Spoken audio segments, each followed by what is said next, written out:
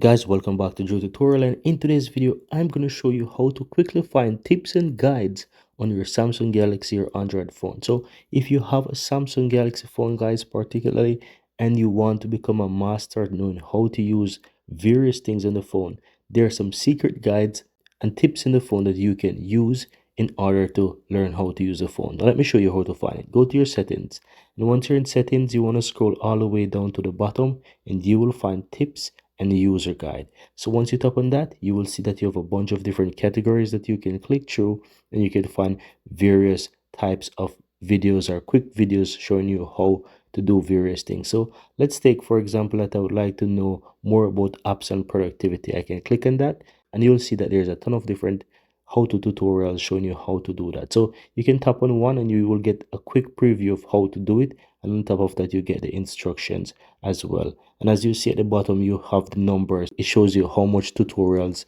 or guides in this particular section for apps and productivity, and you can swipe across and you can see what each of them is. If you want to go back to those different categories, just simple click and back, and you can switch between whichever one you want, and you can see those different guides as you wish. But that's it, guys. Very easy and very simple.